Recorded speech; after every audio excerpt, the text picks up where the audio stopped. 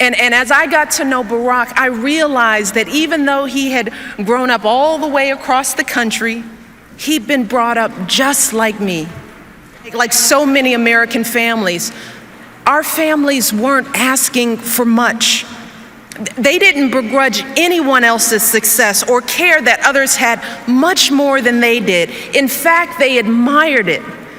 They simply believed in that fundamental American promise that even if you don't start out with much, if you work hard and do what you're supposed to do, you should be able to build a decent life for yourself and an even better life for your kids and grandkids.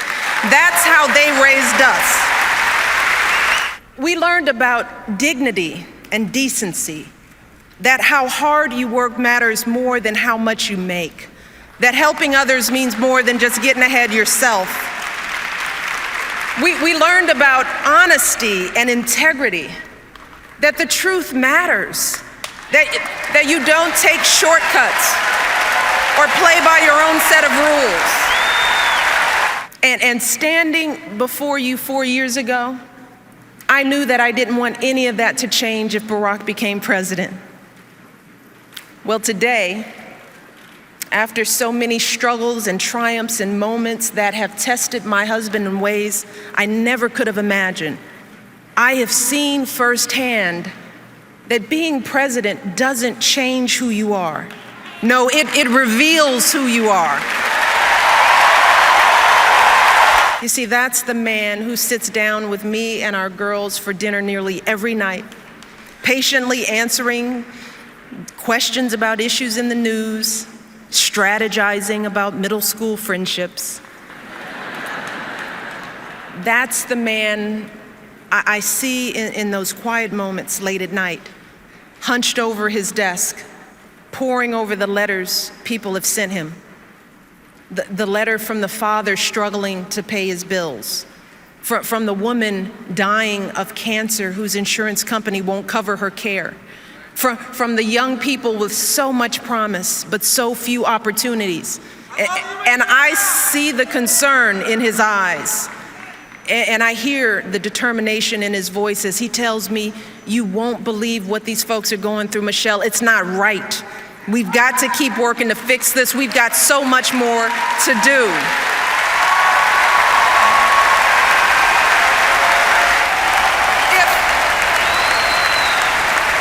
If farmers and blacksmiths could win independence from an empire, if immigrants could leave behind everything they knew for a better life on our shores, if women could be dragged to jail for seeking the vote, if a generation could defeat a depression and define greatness for all time, if a young preacher could lift us to the mountaintop with his righteous dream, and if proud Americans can be who they are and boldly stand at the altar with who they love, then surely we can give everyone in this country a fair chance at that great American dream.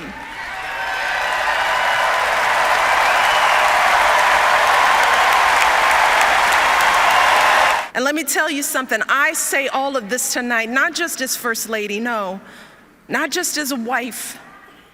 You see, at the end of the day, my most important title is still Mom in Chief.